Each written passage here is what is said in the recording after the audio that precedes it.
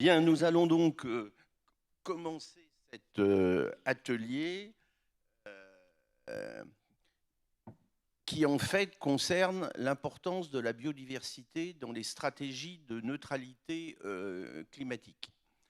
Je racontais aux speakers qu'avant de préparer une intervention, je posais la question à mon environnement et je leur ai posé la question qui était de dire qu'est-ce que pour vous la biodiversité. La plupart m'ont répondu c'est la faune et la flore. Et quand j'ai dit et l'espèce humaine ne fait pas partie de la biodiversité, ils m'ont dit ah bon, je vois pas pourquoi, voilà. Et donc pour eux, la plupart des gens ont une définition un peu simpliste de la chose. C'est pour ça que vous avez j'ai mis une définition de la biodiversité et on va donc demander à Sabine Guetta, qui est présidente du comité Biodiversity Impulsion Group, de nous donner, de nous expliquer cette définition et ensuite chacun donnera son avis et complétera. Bonjour, bonjour à tous, merci. Alors, moi, je ne suis pas une spécialiste de la biodiversité, je viens du secteur de l'immobilier et le secteur de l'immobilier impactant beaucoup le domaine de la biodiversité et j'aurai l'occasion d'en parler un peu plus tard. Je me suis beaucoup intéressée au sujet. Donc effectivement, comme tu le disais, la biodiversité, c'est l'ensemble du tissu vivant.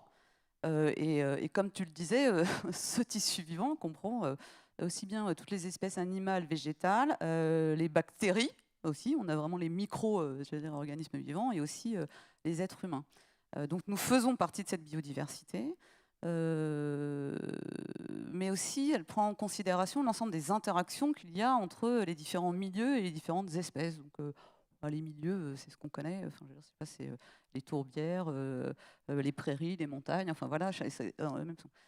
Et comme le disait ce matin Laurence Monnoyer du CNRS, quand il y a une dégradation de cette biodiversité ou une évolution de ces milieux, ça peut avoir des impacts tout simplement sur nos modes de vie. Elle l'a évoqué notamment avec les moustiques, les épidémies, etc., maladies. Donc il y a un vrai lien direct entre cette biodiversité et nos modes de vie.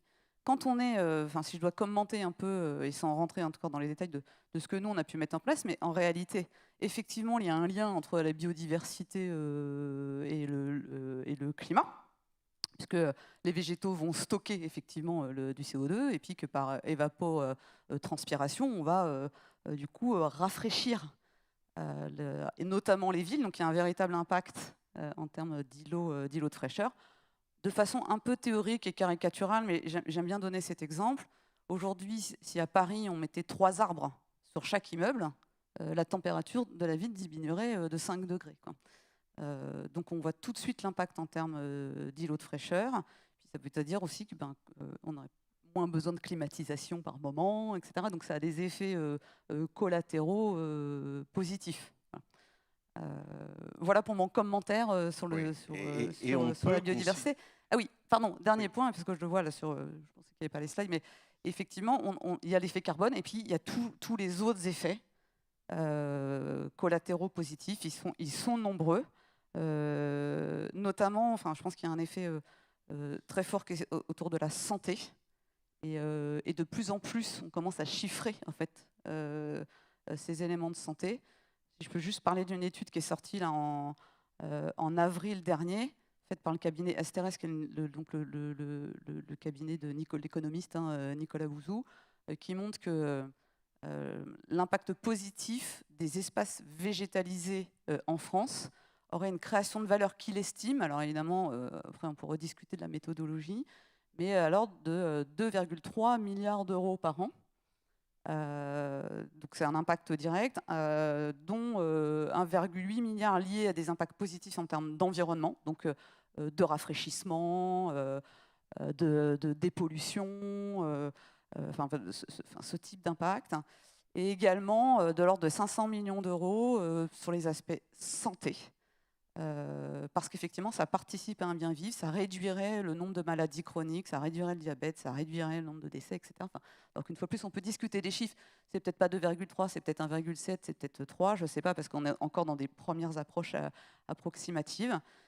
Et l'idée pour moi très forte qu'il y avait derrière cette étude aussi, et je pense que c'est très important, alors, aussi pour les collectivités locales et les acteurs privés qui investissent dans des espaces végétalisés, c'est de se dire, quand je mets de l'espace végétalisé, ce n'est pas une dépense que je fais, mais c'est un investissement. Ça veut dire qu'à chaque fois que je mets 100 € dans un espace végétalisé, en réalité, j'ai créé 70 € de valeur en termes de santé et d'environnement. Voilà, que je n'aurais pas besoin de dépenser par ailleurs. Donc ça, je trouve que c'est important de commencer à pouvoir valoriser ces éléments-là pour comprendre aussi pourquoi, à l'échelle globale, on peut le faire. Et pour tous les membres de la biodiversité, par rapport à la neutralité climatique, en fait, tout le monde est dans la même galère, Alain. On est tous dans la même galère, on est tous habitants de la même planète, oui. Simplement, tout le reste de la vie va nous survivre. On va être les premiers à crever de tuer la biodiversité et du réchauffement climatique. Donc la vie n'est qu'évolution continue et adaptation continue depuis 3,8 milliards d'années. Nous, en tant qu'Homo sapiens sapiens, on a 250 000 ans. Et donc on est les derniers arrivés dans la classe de la vie. On est ultra fragile et soi-disant espèce la plus intelligente. On est la première espèce à être en péril au bout de 250 000 ans d'existence. Oui. N'importe quelle chose qui vit autour de nous est beaucoup plus résiliente que nous. Donc ce qui est plutôt encourageant, c'est qu'aujourd'hui, on parle de plus en plus de biodiversité, et notamment depuis 5 ans ou 10 ans. Ça fait quoi? Ça fait peut-être, allez, on va dire 30 ans qu'on parle beaucoup de climat et de carbone, et ça fait 5 ans, notamment, qu'on parle de plus en plus de biodiversité. Donc ça, c'est chouette.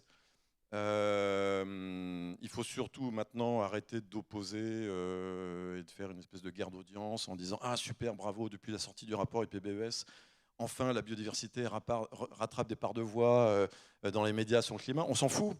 Ce qui est intéressant, c'est qu'on est en train de reprendre conscience que nous sommes ultra interdépendants. Ça paraît totalement stupide, en fait, de parler de ça comme d'une espèce de révélation. Mais oui, sans blague, on est dépendant des autres formes de vie qui sont autour de nous. Donc la biodiversité, c'est le plus puissant allié et le meilleur modèle pour aider l'humanité à essayer de maintenir sur Terre sa propre capacité à y vivre. Parce que, évidemment, comme ça a été dit tout à l'heure, c'est pas l'homme qui va sauver la planète, c'est la planète qui va sauver l'homme. Donc la question n'est pas d'avoir une espèce de posture morale vis-à-vis des autres formes de vie. Bien sûr qu'il faut arrêter de les flinguer, mais il faut surtout voir la biodiversité comme un extraordinaire modèle d'excellence pour gérer notamment, parce qu'on a beaucoup parlé de ça, le cycle du carbone, parce que depuis la nuit des temps, le carbone c'est la vie. Simplement, on a un excès de carbone aujourd'hui, mais qui est un excès de carbone qui ne vient pas de la planète Mars. C'est-à-dire que l'excès de carbone qu'on a dans l'air, c'est juste du carbone qu'on a trop extrait et qu'on n'arrive plus à réintégrer.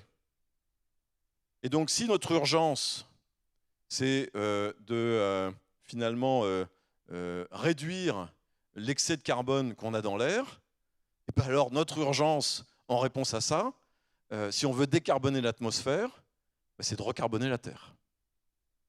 Et donc notre urgence, c'est de considérer que le vivant est à la fois la meilleure technologie au monde et avérée avec preuve de concept de 3,8 milliards d'années depuis que les cyanobactéries existent, à gérer le cycle du carbone de façon équilibrée. Et puis c'est aussi un modèle d'innovation, à travers le biomimétisme ou les nature-based solutions, peu importe, pour voir comment, en termes d'innovation, mais aussi en termes de comportement et d'usage, on peut avoir l'humilité de regarder comment fonctionne le vivant pour essayer de mieux fonctionner nous. Donc il y a une tendance qui est plutôt intéressante et positive, y compris dans les stratégies des entreprises, parce que c'est aussi un outil de mobilisation interne extraordinaire, de mettre en place des programmes de restauration, voire régénératifs de biodiversité. parce qu'on a tous envie de ça, parce qu'on est tous sensibles à la biodiversité qui nous touche, à la biodiversité visible. Il faut aussi s'occuper de la biodiversité invisible. En tout cas, c'est très attractif et mobilisateur. Ce qui est un peu vertigineux pour être tout à fait franc, c'est de se poser encore la question aujourd'hui, fin août 2024, du lien entre biodive et climat. Honnêtement, c'est dingue. La question est complètement dingue. Oui, mais les gens ont une vue parfois simpliste. Et c'est pour ça que je voulais que Vincent dise un petit mot sur le carbone et la photosynthèse, parce que les gens considèrent que voilà, les arbres capturent toujours, alors que c'est pas... Voilà. Tu me demandes d'apporter une réponse complexe. Ah non, pas complète. Ton avis. Ok, mon avis. Déjà, je voudrais rebondir sur ce que tu disais, Alain, sur la biodiversité. On est dedans, on peut être très, très actif sur le sujet. Effectivement, on parle du climat depuis 30 ans, mais en vrai, depuis 4-5 ans peut-être, sérieusement, et encore. Et de la biodiversité, peut-être un peu, mais pas tant que ça. En tout cas, pas à la hauteur des enjeux. Et je rebondis également sur ce que disait Jérôme juste à la table ronde, 2 tables rondes précédentes concernant la finance. On a effectivement cette grande vague d'effondrement de la biodiversité qui va nous toucher, nous, en premier, puisqu'on est effectivement les plus vulnérables sur cette chaîne et les derniers dans la classe, les derniers arrivants dans la classe. Et aujourd'hui, on a ce sujet peut-être du climat et la neutralité carbone qui, dans un esprit de nation d'ingénieurs et de pays d'ingénieurs, en fait, apporte une solution technologique. Qui dit solution technologique, dit marché, dit PIB, dit rentabilité de capitaux, etc. Alors que la nature est gratuite, elle est à nos pieds. Oui. Donc on n'a pas tant d'intérêt que ça, finalement, peut-être, à mettre cette biodiversité tant sur le devant de la scène, tant qu'on laisse croire à des chimères technosolutionnistes. Voilà, ça c'est un peu mon point de vue, mais on est là pour pas être d'accord nécessairement. Alors ma petite question. Donc sur la question sur la photosynthèse, parce que quand même. Oui, je te laisserai pas. Donc on a dans ces stratégies bas carbone, il y a effectivement la réduction des effets. La réduction de la consommation de gaz à effet de serre et des émissions de gaz à effet de serre, mais aussi la compensation. La compensation, ça peut se faire aujourd'hui notamment par la revégétalisation, plantation d'arbres, c'est ce qu'on voit le plus souvent. En ordre de grandeur, il faut être clair, ça ne fait pas du tout le job. Un arbre, ça génère à peu près entre 30 et 50 kilos de CO2 par an. Un Français moyen, c'est 10 tonnes d'émissions. Faites le calcul, ça fait à peu près un arbre à planter par jour, par habitant, tant qu'on consomme 10 tonnes. Donc clairement, ça ne fait pas le job, la consommation, la plantation d'arbres. Dans la photosynthèse, c'est effectivement un mécanisme ancestral qui permet de capturer, c'est ce que tu disais, le CO2 qui est dans l'atmosphère, combiné à l'eau qui vient du sol et un certain nombre de minéraux, dont le magnésium, et de créer ce qu'on appelle le glucose, et de l'oxygène. Donc on connaît tous ça depuis notre plus tendre enfance, grâce notamment à la chlorophylle. Et en fait, dans la captation du carbone, on a, je pense aussi, quelques limites. Il faut de la lumière. De la lumière. S'il n'y a pas de lumière, donc on a besoin de photons. C'est l'inverse. Donc on a besoin de photons, on a besoin d'une excitation et d'énergie, cette énergie qui permet cette réaction chimique. Et il y a des gens beaucoup plus talentueux que moi pour détailler ce sujet. En tout cas, on a besoin de la forêt. Cette forêt, aujourd'hui, elle est connue comme un réservoir de biodiversité assez incroyable. Ce n'est pas le seul réservoir de biodiversité, mais c'en est un. Et en même temps, quand on parle de neutralité climatique, on parle aussi d'utilisation peut-être plus frugale et d'utilisation de matériaux renouvelables. On a deux représentants du BTP parmi nous dans cette table ronde. Et donc, l'utilisation du bois est une vraie question.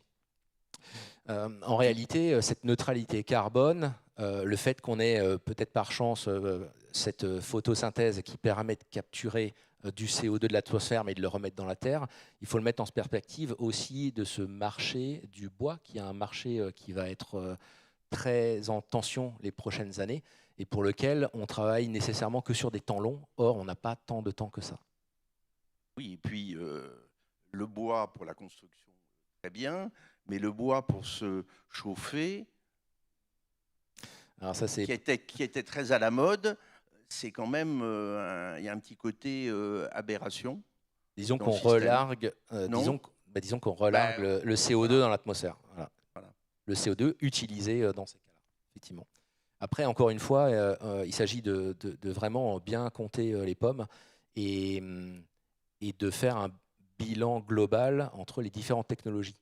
Ça ne veut pas dire que le bois est nécessairement à bannir, mais le bois vient en concurrence, le bois énergie vient en concurrence du bois d'œuvre. Ça, c'est un vrai sujet pour demain, mais également en concurrence d'autres énergies, le bois énergie en concurrence d'autres énergies dont il faut faire l'ensemble de l'analyse du cycle de vie. Et la pérennité, parce que finalement, quand on se projette peut-être sur des stratégies bas carbone en 2050, 2050, c'est demain, et en même temps, ça nous paraît tellement lointain, ça explique peut-être notamment l'inaction, mais quand on se projette simplement par un exercice de pensée assez simple, dans 100 ans, dans 200 ans, dans 500 ans, est-ce qu'on a encore toutes ces ressources-là fossiles? Est-ce qu'on a encore le silicium? Est-ce qu'on a encore toutes ces technologies qui seront à notre portée? Il y a beaucoup de recherches qui se font sur ce sujet, et finalement, on revient sur des matériaux assez basiques, renouvelables, notamment le bois, qui aura sa place probablement dans l'énergie de demain, sous une autre forme peut-être. Et excusez-moi Alain, mais votre papillon bleu m'a scotché.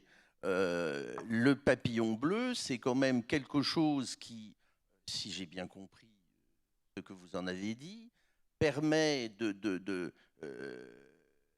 un exemple, qui permet d'avoir une organisation bien plus forte et donc à la limite faire des économies dans la construction de d'X ou d'Y. J'ai dit ça, moi, sur le papillon bleu. Dit ça. Oui. D'accord. Si on parle du morpho, il est magnifique et passionnant, mais je renvoie aux travaux de Serge Berthier, à l'Institut des nanosciences. Et puis je vais faire très très court pour que nos camarades puissent s'exprimer. On a évidemment une obsession sur le climat, et obsession sur le climat engendre une obsession sur le carbone. Ce qui est intéressant, c'est que la biodiversité peut nous aider à essayer d'atténuer le réchauffement climatique, mais à plein d'autres vertus, parce que on n'a pas que le carbone et l'excès de carbone comme problème devant nous. C'est-à-dire que demain, 100% d'énergie décarbonée dans un monde ultra pollué aux microplastiques et avec un air irrespirable, etc., nous avancera pas à grand-chose. Et donc, il faut tout simplement restaurer la vie sur Terre. Ça paraît assez bête à dire comme ça, mais on n'a aucun avenir à s'imaginer seul sur Terre. Et donc à partir de là, la biodiversité est une alliée pour nous inspirer des solutions nouvelles, parce que, petite parenthèse, le vivant est économe en énergie. Le vivant est smart, le vivant est intelligent. Le vivant fabrique des matériaux à température et pression ambiante. Le vivant s'approvisionne en circuit court. On n'aura jamais vu un castor faire 2000 bornes pour aller chercher son bois. Et donc ça nous interpelle aussi sur, y compris des innovations culturelles. C'est-à-dire que 90% du transport de marchandises transite par du flux maritime international. Bon, on arrêterait de se fournir sur des marchés à 20 000 km de chez nous, on aurait déjà commencé à résoudre un petit aspect du problème énergie et carbone. Donc ce que je veux dire par là, c'est que le vivant peut être observé comme un modèle, entre guillemets, technologique, d'une certaine manière, dans sa capacité à séquestrer effectivement du carbone, mais aussi dans un modèle d'organisation pour essayer, nous, en tant qu'espèce humaine, de faire moins de bêtises qui, évidemment, nous auto-pénalisent. Donc, je vois pas très bien le rapport avec le papillon morpho, mais il se trouve que le papillon morpho est aussi un bon exemple pour nous réémerveiller, pour nous réenchanter, parce que dès qu'on parle de climat et de carbone, c'est évidemment très anxiogène. On n'arrivera pas à créer des nouveaux récits collectifs sur des trucs chiants et emmerdants, qui ne donnent pas envie, etc. Il faut réenchanter tout ça. Et donc, quand vous voyez qu'une aile bleue de papillon morpho est une aile qui crée une diffraction de la lumière blanche pour créer ces tonalités de bleu par un empilement de 4 strates d'écailles organisées d'une certaine manière, avec une nanostructure de la surface de l'aile bleue du papillon morpho qui permet aussi d'avoir une surface antibactérienne qui provoque de l'autorégulation thermique parce qu'à 45 degrés, il devient iridescent. Et quand l'entomologiste du muséum explique ça à l'ingénieur va lui dire « Attends, je peux faire de la coloration sans chimie ?» À ce moment-là, l'entomologiste, il peut dialoguer avec l'ingénieur. Et cette idée du vivant comme un trait d'union est aussi une passerelle culturelle, une passerelle sémantique, une passerelle qui nous permet de provoquer une forme de réenchantement. En gros, on a les solutions. Si on veut bien changer de regard sur le vivant, si on veut bien réapprendre, si on veut bien descendre de notre piédestal, parce qu'on n'est pas en haut d'une soi-disant pyramide de je ne sais quoi. On est juste une unité de vie parmi une multitude. Et toutes ces autres formes de vie autour de nous gèrent le cycle du carbone, pour revenir en focus sur ce simple problème-là, beaucoup mieux que nous depuis beaucoup plus longtemps. Donc voilà, réouvrons les yeux et voyons comment biodiversité et climat peuvent être un binôme, d'une certaine manière, extraordinairement vertueux. Extraordinairement vertueux. Y compris, je termine juste là-dessus, encore une fois, en matière de réenchantement et de mobilisation. Parce que ce qui est intéressant sur la biodive versus le climat, c'est qu'en quelques années, vous pouvez voir des résultats. Allez mobiliser une équipe en expliquant que vous émettez 30% de CO2 en moins. Franchement, il est où ah bon Alors que quand vous dépolluez la rivière qui passe en aval de l'usine et qu'en 2 ou 3 ans, vous avez recréé quelque chose, il est à nouveau agréable. Régénérer de la biodive, ça fait du bien. Ça parle aussi, on en parlait tout à l'heure, au facteur émotionnel. Le carbone, c'est très raisonné. La biodive, c'est aussi de l'émotion. Et on a besoin d'émotions pour changer le monde. Alors, autour de cette table ronde, il y a des gens qui, dans leur domaine, font énormément de choses. Et on va commencer par Gérard Blanchard, qui va nous expliquer, noblesse oblige, puisque nous sommes à La Rochelle, ce que, dans ces domaines-là, vous avez mis en place. Oui, tout à fait. Merci et bonsoir à tout le monde. Si vous le permettez, j'aimerais juste quand même compléter un petit peu la définition bien sûr. Sur la biodiversité. Je ne peux pas m'en empêcher, je suis un universitaire. On est là pour ça. Voilà. Non, mais évidemment, je rejoins tout ce qui a été dit. Biodiversité et climat, c'est indissociablement lié depuis donc, la création de la vie. Donc ça remonte effectivement à 3,5 milliards d'années, les premières cyanobactéries. On a vraiment une explosion de la biodiversité à peu près il y a 600 millions d'années, ce qu'on appelle l'explosion du Cambrien. Et au cours de l'évolution, parce que biodiversité, c'est aussi l'évolution biologique, on a eu 5 grandes extinctions. Je ne vais pas rentrer dans tous les détails. La dernière, vous la connaissez bien, elle était fortement médiatisée il y a 65 millions d'années, avec la disparition des dinosaures et des ammonites. Et on est en train de vivre une 6e extinction en ce moment, une forte érosion, parce que, évidemment, l'activité de l'homme, une des espèces de l'évolution qui a particulièrement réussi, qui a absolument colonisé tous les milieux, par la modification des milieux principalement, va induire cette forte érosion. J'insiste là-dessus parce que c'est très dynamique, la biodiversité. Si vous revenez à la 2e ou 3e extinction, c'est 90% des espèces qui avaient disparu et ça s'est reconstitué. Alors ça, c'est un message positif, mais ça se reconstitue sur des dizaines de millions d'années et non pas sur des décennies ni même des siècles. Voilà, donc c'est pour ça que c'est quelque chose qui est extrêmement précieux et qu'il faut préserver. J'insiste vraiment bien là-dessus, ce n'est pas juste parce que je suis écologue, et je pense que c'est important. L'autre chose qu'il faut avoir en tête aujourd'hui, c'est que les conditions de vie qu'on rencontre sont les résultats du fonctionnement de la biodiversité. Aujourd'hui, il y a à peu près 200 à 300 millions d'années, il y a eu le développement énorme des forêts. la constitution des grandes réserves de carbone fossile aujourd'hui, c'est ce qu'on appelle le carbonifère, d'où le charbon aujourd'hui. Sachez que les énergies fossiles qu'on utilise, c'est des arbres qui ont fossilisé il y a 200-300 millions d'années. Le pétrole, c'est des algues unicellulaires qui ont sédimenté, qui ont constitué des réserves de calcaire. Voilà. Donc c'est vraiment extrêmement important. Et pendant qu'on constituait ces réserves de carbone, grâce à la photosynthèse, était émis de l'oxygène, qui fait qu'aujourd'hui, on a 21% d'oxygène dans l'atmosphère et qu'on peut vivre. Voilà. Donc c'est extrêmement important de le préserver. À partir de là, la biodiversité, c'est tout le vivant. Hein, ça va depuis le niveau moléculaire, l'ADN, c'est là que se font les mutations et les adaptations, jusqu'aux organismes. Ça passe également au niveau des écosystèmes, également au niveau des paysages, et puis évidemment la biosphère dans l'ensemble. Donc ça, il faut vraiment avoir ça en tête. Et quand on parle de biodiversité, on parle aussi des services qui sont rendus par la biodiversité. Donc là, ça a été évoqué, c'est une source d'innovation à travers le biomimétisme, mais notre alimentation est issue totalement de la biodiversité, il ne faut pas l'oublier. Il y a des questions de santé qui sont posées. Aujourd'hui, il y a le concept One Health quand même qui s'est fortement développé, qui montre bien que santé humaine, répartition des espèces, changement climatique, modification des aires de répartition avec les espèces vectrices, ça crée de nouvelles maladies, le Covid. On est en train de parler aujourd'hui de nouvelles maladies qui sont en train d'émerger, notamment d'ailleurs, vous voyez les mutants, vous voyez la vitesse à laquelle se font les mutations, donc c'est la biodiversité qui est en action. Voilà, je voulais vraiment insister là-dessus.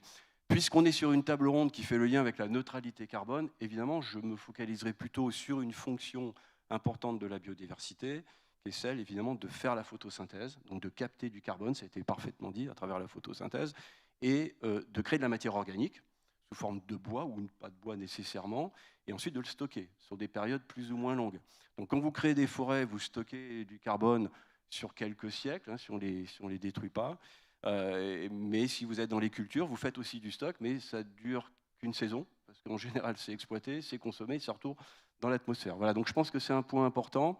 Donc, tout ce qui est forêt, tout ce qui est zones humides, tout ce qui est production primaire, donc production photosynthétique dans les océans, c'est extrêmement important aujourd'hui parce que ça participe de la séquestration carbone. Voilà.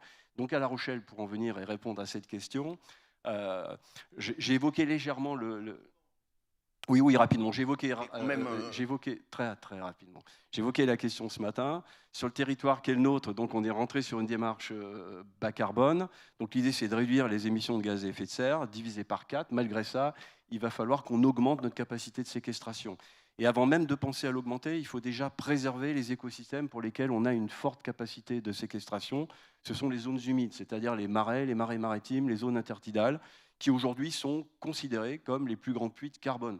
Même si vous ne voyez pas des forêts tropicales, la capacité photosynthétique par mètre carré ou par hectare de ces zones humides est plus importante que dans une forêt tropicale. Et ça, je pense que c'est un point extrêmement important. Aujourd'hui, on émet à peu près, un peu moins maintenant, 1,9 million de tonnes d'équivalent CO2 sur l'ensemble de l'agglomération de La Rochelle, toute activité confondue et toute source d'énergie confondue. Ces zones humides nous permettent de capturer 160 000 tonnes. Voilà, il y a 5 thèses de doctorat qui sont en cours aujourd'hui à l'Université de La Rochelle pour confirmer ces mesures-là, parce qu'il ne suffit pas d'aller dans la bibliographie, il faut faire de la mesure. On fait un gros travail pour mesurer dans les différentes conditions d'exploitation de ces systèmes et différentes saisons, qui permet aujourd'hui de faire de la modélisation et à travers ces modèles d'optimiser les modes de gestion pour optimiser justement la captation carbone. Voilà, c'est un des aspects que l'on fait. Il y avait aussi la coopérative carbone dont je voulais parler, mais je passerai rapidement puisque le jeune, avec la start-up dans la table ronde précédente, vous a parfaitement expliqué ce qu'on fait. On le fait dans un contexte différent, mais on fait à peu près la même chose. Merci. Alors maintenant, on va demander à Vinci, mais pas le Vinci classique, le Vinci autoroute, ce qu'ils font pour tenir compte justement de tout cela. Oui, merci. Donc en effet, nous, chez Vinci Autoroute, on a une stratégie environnementale et on a bien vu que c'est impossible de dissocier la biodiversité de la stratégie carbone. D'abord, parce que prendre en compte la biodiversité, ça nous permet de gérer l'ensemble des sujets climatiques, notamment l'adaptation, c'est-à-dire qu'une des manières de répondre aux effets du changement climatique très pratico-pratique chez nous, c'est d'ombrager les clients sur nos aires. Enfin, bon, voilà, c'est un exemple parmi d'autres, mais ça montre que ça n'a aucun sens on ne peut pas avoir une stratégie carbone crédible si on ne prend pas en compte la biodiversité et si on ne l'étudie pas. À l'inverse, prendre en compte le carbone dans une stratégie biodiversité a un intérêt pratico-pratique pour nous, entreprises, parce que déjà, ça rend le sujet biodiversité audible, encore plus audible. On en a un peu parlé tout à l'heure. Chez Vinci Autoroutes, on est un exploitant de la moitié du réseau concédé autoroutier en France, c'est 4300 km. Et il y en a 2/3 qui ont été construits avant la première loi sur l'eau. Donc il y a 1/3 du réseau qui a été construit avec l'intensification des mesures de prise en compte de la biodiversité. On le fait depuis donc les mesures ERC, on les prend en compte. Depuis 10 ans, on met à un niveau les réseaux anciens. Donc on a une forte expérience de biodiversité, mais elle est difficilement audible en tant que stratégie comme telle. Et pour moi, c'est une chance de pouvoir allier biodiversité et carbone pour donner une vision commune globale à ces deux silos. Ça permet aussi de sortir un peu du piège, du point de vue de l'entreprise, de la neutralité carbone. C'est-à-dire que la neutralité carbone d'une entreprise, ce n'est pas quelque chose qui a réellement du sens, qui peut être en tout cas beaucoup discuté. Pour un exemple, Vinci Autoroutes, on est donc un exploitant, un aménageur de ce réseau. On a un scope 1 et 2, c'est-à-dire des émissions carbone de notre activité propre qui sont très faibles relativement à notre scope 3. Notre scope 1 et 2, c'est le carbone émis par nos patrouilleurs, hein, grosso modo, et sur le réseau. C'est 21 000 tonnes en 2023. Donc on était à 30 000 en 2018 et on a pour objectif de réduire de moitié. Donc on se dit que ça, on met en place des mesures de réduction et on se dit que si jamais on veut être neutre sur le carbone avec la biodiversité, on voit comment on pourrait arriver pour stocker un peu moins de 15 000 tonnes de carbone par an. Par contre, en fait, on a notre enjeu on doit prendre en compte les émissions qui sont indirectes, donc ceux de nos fournisseurs, ceux de nos clients. Et si on compte ça bout à bout, c'est presque 16 millions de tonnes. Ça veut dire que les émissions des clients qui circulent sur nos autoroutes, c'est à peu près 4% des émissions territoriales de la France. Donc là, la neutralité carbone en autonomie, c'est quelque chose qui a plus tout à fait de sens parce qu'on n'arrive pas sur l'autoroute, on n'est pas dans un système clos quand on est sur l'autoroute, on a fait son plein ailleurs, enfin bref, on a plein de sujets. Donc nous, chez Vinci Autoroutes, la manière dont on s'est dit comment est-ce qu'on peut essayer de parler clairement carbone, clairement biodiversité, en sortant de ce sujet de la neutralité autonome qui a pour nous pas un sens très clair en tant qu'entreprise, c'est de dire sur chacun de ces enjeux, on réduit, on contribue. Donc on réduit nos émissions carbone scope 1, 2 et 3 et on contribue à la création de carbone sur notre foncier. On a un foncier de presque 30 000 hectares, un foncier naturel de près de 30 000 hectares.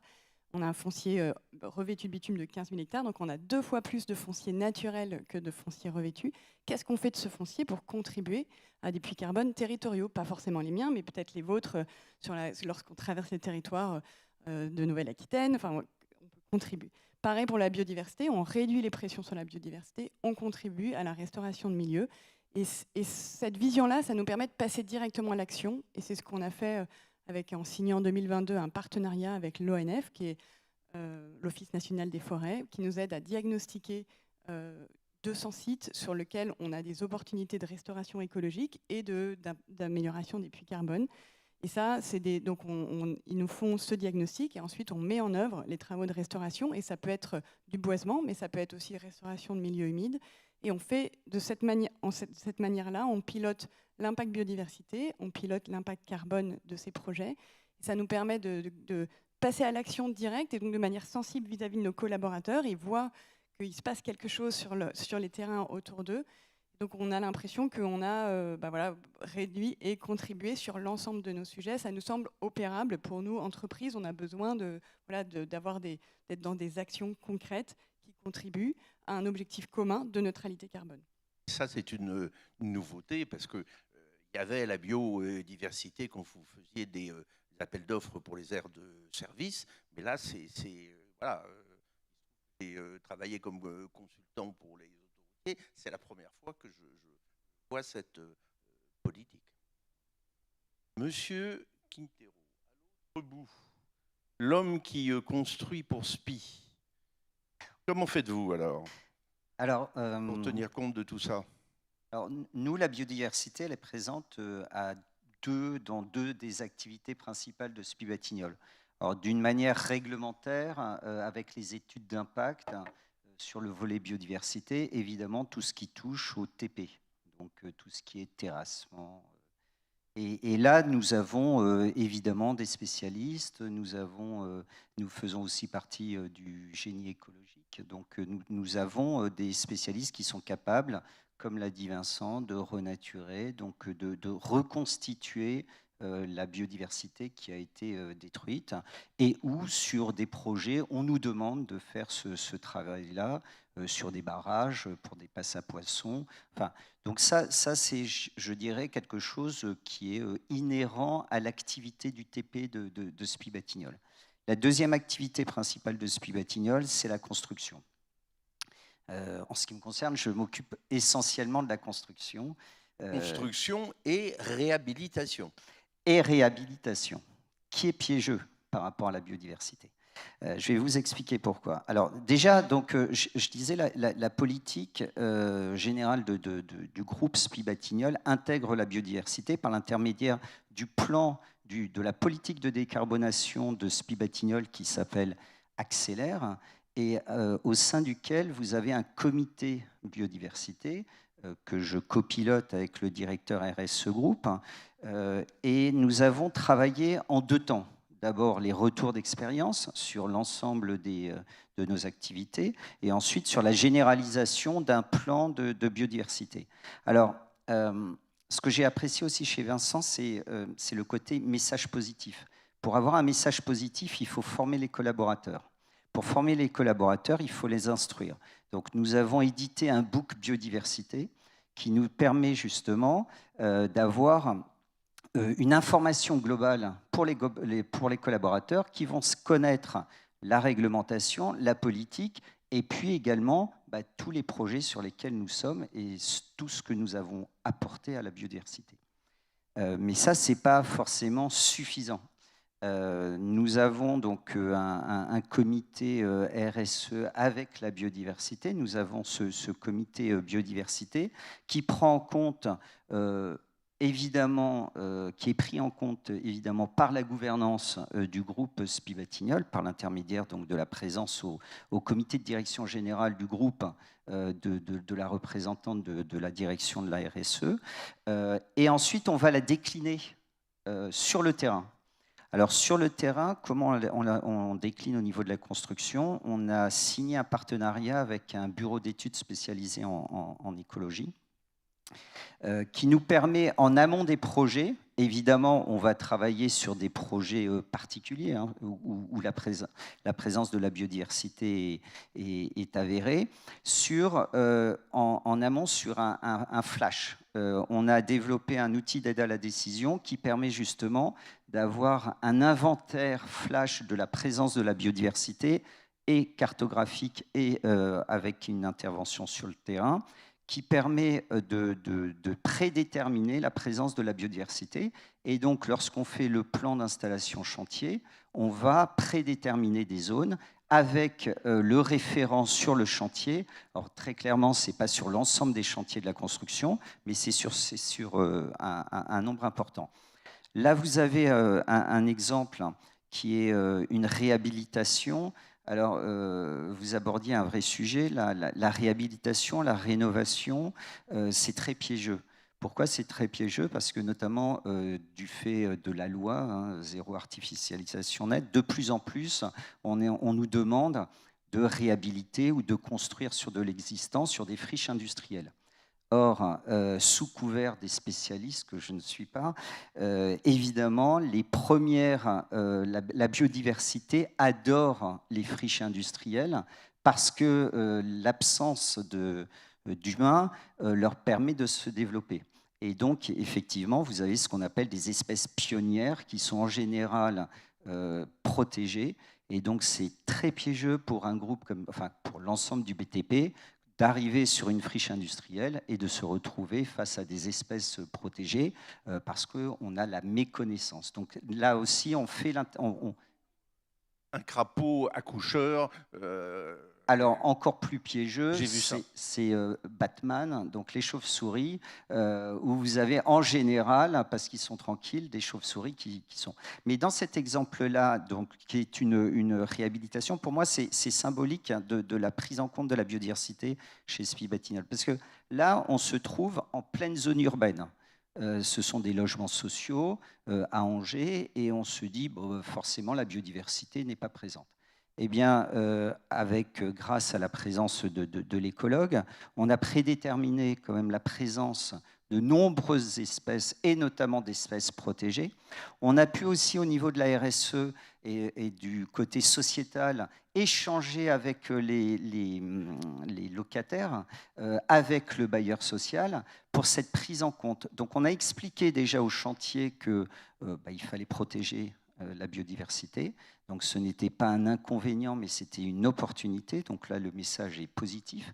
Et puis aussi, on a échangé avec le locataire, on a échangé avec le bailleur social, et on a donc protégé justement la biodiversité. Et avec la DREAL, puisque on est toujours obligé d'avoir le feu vert.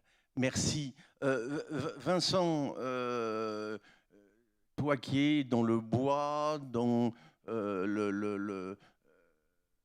rendre l'extérieur agréable, explique-nous ce que tu fais. Donc moi j'ai la chance et le plaisir de diriger une société bretonne qui s'appelle Synalagma. On est charpentier, donc on va plutôt couper des arbres, même si on en replante le double. Et je rejoins ce que Sabine disait tout à l'heure par rapport notamment aux îlots de chaleur, à la végétalisation et au retour de la biodiversité et aux bénéfices d'un retour de la biodiversité, qui est évidemment pas à re-questionner.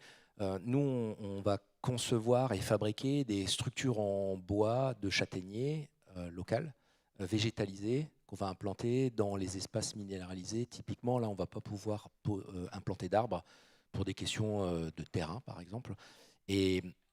Pardon, pas normal.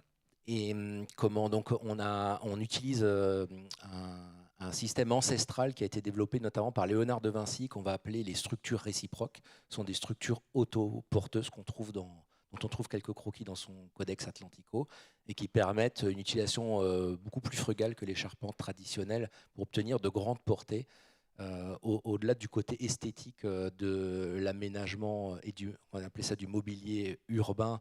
On sort un peu de ces canons-là et on apporte de la poésie, mais on apporte aussi de la biodiversité en végétalisant ces structures. Alors la petite innovation derrière, c'est un retour en arrière de quelques générations, à savoir qu'on travaille le bois vert. On travaille du bois de châtaignier, donc du quart nord-ouest de la France, qui est connu pour ses propriétés de durabilité. Donc on travaille sur des équipements qui vont durer plus de 50 ans en milieu hostile et urbain.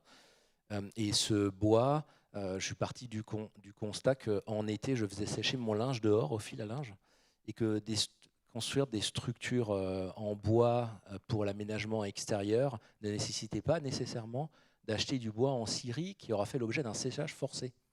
Sachant qu'une grosse partie de l'empreinte carbone du bois d'œuvre qu'on achète aujourd'hui, c'est ce séchage qui est assez méconnu du grand public, mais qui nécessite d'importantes quantités d'énergie pour évaporer dans un faible laps de temps. On parle de quelques jours, ce que la nature mettrait à faire en 2 années. Donc on revient à des savoir-faire qui sont perdus depuis plusieurs générations avec des scieries locales pour justement travailler ce bois vert, et qui nécessite, on va dire, quelques astuces. Bravo. Mais alors, on a vu les gens qui construisaient, qui réhabilitaient, mais il y a aussi l'immobilier, pour montrer que tout ça concerne de plus en plus de monde. Sabine. Oui, alors, moi j'ai eu la chance, je dirais, finalement, d'avoir des fonctions exécutives de directrice développement durable chez différents acteurs immobiliers. Et j'ai envie de raconter un peu la genèse finalement du programme de recherche qu'on a mis en place, enfin, en quelques mots, notamment parce que je trouve que même par rapport à tout ce qu'on a entendu aujourd'hui, on voit avec quelle vitesse ces sujets sont pris en considération aujourd'hui dans les différents secteurs d'activité. Moi, en septembre 2018, je prends mes fonctions chez Gessina, en l'occurrence, qui est une grosse foncière, donc un énorme propriétaire immobilier. Et à cette occasion, on me dit, puisque tu arrives dans l'entreprise, ce qu'on va faire, vous savez, d'habitude, les entreprises font des roadshows extra-financiers pour expliquer pourquoi il faut investir dans leur société et pourquoi elles sont les plus belles, etc. On dit on va faire un reverse roadshow, c'est-à-dire qu'on va aller voir l'ensemble de nos investisseurs, pour faire le lien avec l'étape précédente, et on va leur demander quels sont leurs critères de beauté. En fait, qu'est-ce qui fait qu'ils voudront investir chez nous. Et on a dû voir une vingtaine d'investisseurs. Et à l'époque, je pense que 2 nous ont parlé de biodiversité. On est en 2018, donc c'est pas si vieux que ça. Ça n'intéressait personne. Ce qui veut dire que concrètement, moi, je suis là pour repenser la stratégie de l'entreprise. Et assez naturellement, je devrais sortir le sujet de la biodiversité parce que vraiment, le marché ne m'attend pas là-dessus. En tout cas, si je regarde ça juste d'un point de vue attractivité pour l'entreprise. Évidemment, ce n'est pas ce que j'ai fait. J'ai souhaité au contraire, pour plein de raisons personnelles, et qu'on en fasse un axe fort du développement de l'entreprise qui avait déjà fait beaucoup de choses. Donc, je voulais le renforcer. Et c'est ce qui s'est passé. Et donc, on a mis en place nos propres indicateurs d'évaluation biodiversité de chacun de nos immeubles. On a fait une cartographie de l'ensemble de notre patrimoine immobilier en fonction de sa proximité à des trames écologiques, à des aires protégées, etc., pour savoir où il fallait investir en priorité sur les sujets de biodiversité si on voulait renforcer les corridors écologiques, etc. Bon, on fait tout ce travail-là, je suis très contente. Puis je peux me gargariser de tout ça finalement dans mon rapport RSE. Puis au bout d'un moment, on se retourne et on se dit c'est totalement ridicule parce que là, tu es en train de crier seul dans la forêt. En fait, c'est le secteur dans sa globalité qu'il faut embarquer dans cette histoire-là.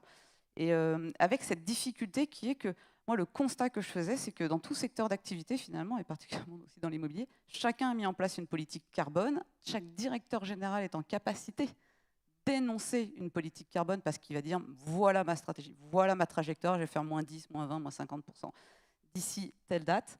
C'est vrai, c'est faux, c'est ambitieux, c'est peu ambitieux, peu importe. Mais très difficile d'intégrer les sujets de biodiversité, à mon sens, faute de métriques. C'est-à-dire qu'on a tellement de sujets à devoir intégrer quand on passe dans un comité d'investissement, etc., qu'on a besoin d'avoir des éléments simples. Et j'avais beau discuter avec des écologues, etc., parce que j'étais aussi au conseil d'administration du label Biodiversity, tout était toujours complexe. Et je me suis dit, tant pis, il faut qu'on invente les métriques de la biodiversité pour le secteur de l'immobilier. Et donc, effectivement, j'ai fédéré toute une série d'acteurs de l'immobilier, mais pas que, aussi des grands utilisateurs comme LVMH, comme la RATP, la SNCF. Bref, on a une vingtaine de partenaires financiers pour se dire on va développer des métriques, un référentiel commun. Donc on a fixé 3 grands objectifs. Le premier, c'était d'avoir des métriques, donc un référentiel commun de mesure de cette biodiversité. Le deuxième grand objectif, et on l'a beaucoup dit ici, c'est que contrairement au carbone, le sujet de la biodiversité, comment dire, sur un immeuble, si je dis je change ma chaudière, je change l'isolation, etc., je vais pouvoir voir l'impact. Sur la biodiversité. Déjà, c'est plus compliqué de hiérarchiser les actes, mais en plus, ça prend en considération dans quel écosystème je suis. Je suis obligé de prendre en considération mon milieu. Donc on s'est dit, il faut qu'on ait des métriques, mais qui soient liées à des logiques cartographiques. Donc ça, c'était le deuxième enjeu. Et puis le troisième, c'était d'embarquer, de mettre les outils en place qui étaient bien. Voilà, donc ça, on a lancé ça en 2021. J'étais à l'époque présidente de l'Observatoire de l'immobilier durable, donc il y a une association d'intérêt général qui travaille à transformer le secteur de l'immobilier. Et donc on a logé ce programme de recherche dans cette association. Aujourd'hui, on est 2 ans et demi plus tard. Ce qu'il faut savoir, c'est que toute notre production est disponible en ligne, elle est en open source, elle est dans une logique de test and learn, donc c'est-à-dire qu'on n'attend pas d'avoir fini le programme de recherche pour délivrer ce qu'on a trouvé comme indicateur, on les met tout de suite en ligne. Et donc d'ores et déjà, vous allez aujourd'hui sur une plateforme cartographique qui s'appelle Biodibat, vous pouvez saisir une adresse, vous avez des premières informations sur votre actif, quant à l'état de la biodiversité à cette adresse-là, quant aux pressions qui sont exercées sur ce territoire-là. Si vous décrivez votre immeuble, on pourra vous donner le potentiel d'accueil de biodiversité sur cet immeuble et les marges de progrès que vous pourrez avoir. On est actuellement en train de travailler sur l'impact de cette biodiversité, parce qu'en fait, il y a plein de cas d'usage différents. C'est très différent quand c'est sur un bâtiment existant, quand c'est un bâtiment neuf à construire. Donc là, sur le neuf, on travaille avec le CSTB, donc le Centre scientifique et technique du bâtiment, qui est en train de développer son indicateur. Donc on les alimente aussi sur le sujet et on mettra sur la plateforme cet indicateur d'impact. On travaille sur l'empreinte biodiversité d'un chantier aussi, voilà. Et puis surtout, on travaille aussi sur les co-bénéfices qu'on évoquait, en termes de rafraîchissement, de gestion des eaux pluviales, en termes de bien-être, etc. Voilà. Donc ça, aujourd'hui, tout ça est en ligne. Vous pouvez y aller. Et ça nous permet aujourd'hui, l'Observatoire de l'immobilier durable fédère 135 ou 140 acteurs de l'immobilier, donc c'est très représentatif du secteur. Et on espère ainsi pouvoir embarquer l'ensemble du secteur sur ces sujets de biodiversité avec des indicateurs simples. Merci. Alain, vous qui avez entendu tout ça, qu'est-ce que vous en pensez ? Alors, moi, je trouve que le secteur de l'immobilier est un super bon exemple parce que c'est un secteur qui, historiquement, a beaucoup impacté négativement. Et il n'y a pas de fatalité. C'est-à-dire que jusqu'à maintenant, mais c'est vrai de l'immobilier comme de l'ensemble des activités humaines, hein, la preuve, le réchauffement climatique est dû en majorité à l'impact des activités humaines. Mais pourquoi considérer que l'homme serait nécessairement mauvais pour son environnement ? Pourquoi partir de ce postulat-là ? Si on a de la créativité, du génie, de l'inventivité, si on a été capable du pire, on doit bien être capable du meilleur. Et je ne dis pas ça par angélisme ou naïveté ou je ne sais quoi, c'est simplement que de toute façon on n'a pas le choix, soit on périt à force d'embarquer avec nous négativement tous ces écosystèmes, soit pour ces écosystèmes et surtout pour nous, on trouve des solutions. Et il se trouve qu'il y a beaucoup de solutions et le secteur de l'immobilier, à travers des labels comme ceux que tu développes, Sabine, ceux de biodiversité, etc., est capable aujourd'hui, dès lors que c'est décidé stratégiquement, que c'est mesurable, que c'est capable de créer de la valeur, ben à ce moment-là, on peut rentrer dans un cercle vertueux. Et je voudrais juste... Donc moi, je trouve que la tendance actuelle est plutôt encourageante. Honnêtement, moi, j'ai fait mes études il y a quelques dizaines d'années. Ces sujets n'étaient pas abordés. Je ne parle même pas du climat, mais alors la biodive, encore moins. Donc ces sujets n'étaient pas abordés. Donc on évolue.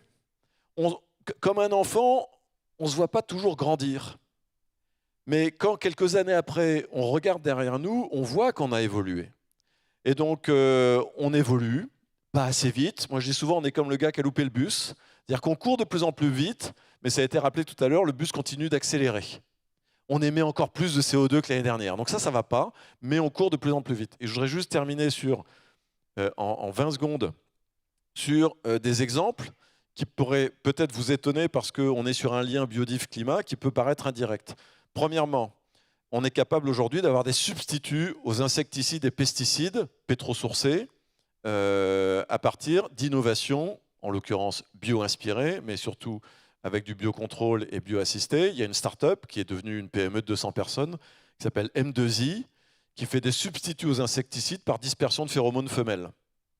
Parce que le vivant communique beaucoup et partage beaucoup d'informations. Donc le mâle repère la femelle à l'odeur. M2I, ils ont développé une formule biomimétique de la phéromone sexuelle femelle qui nous intéresse, du ravageur en question. Ils dispersent ça comme des leurres, ça s'appelle de la confusion sexuelle, ce qui fait que le mâle, quand il arrive sur zone, il sent de la femelle à tous les étages, il doit être excité comme une bête, le pauvre. Il y a probablement des femelles, mais peut-être une pour 1 million d'odeurs. Donc il ne les trouve pas, il n'y a pas de reproduction, donc il n'y a pas de larves qui sont les principaux ravageurs. Ça, c'est un substitut 100% efficace et 100% aux produits phytosanitaires, donc à des produits dérivés du pétrole. Deuxièmement, une autre start-up, il y en a un certain nombre, j'en cite une, s'appelle Biomemory, qui développe aujourd'hui, je vous assure que ce n'est pas de la science-fiction, ils ne sont pas les seuls à le faire, mais eux, ils sont bons, et c'est de la science. On a de l'excellence en matière de recherche scientifique en France, incroyable, hein. Donc il faut les valoriser. Biomemory, c'est du stockage de données sur les brins d'ADN. Aujourd'hui, techniquement, on est capable de stocker de la donnée, comme nous-mêmes, nous stockons de la donnée, mais beaucoup plus intelligemment que des disques durs qui ont besoin de serveurs dans des salles froides, climatisées, et accessoirement des serveurs qu'on a besoin de changer en moyenne, je crois, tous les 5 ou 6 ans. Biomemory sont capables de stocker de l'ADN sur une petite capsule métallique encore plus petite que celle-ci, que vous posez ici, température ambiante, pression ambiante, vous revenez dans 1000 ans, votre donnée est intacte.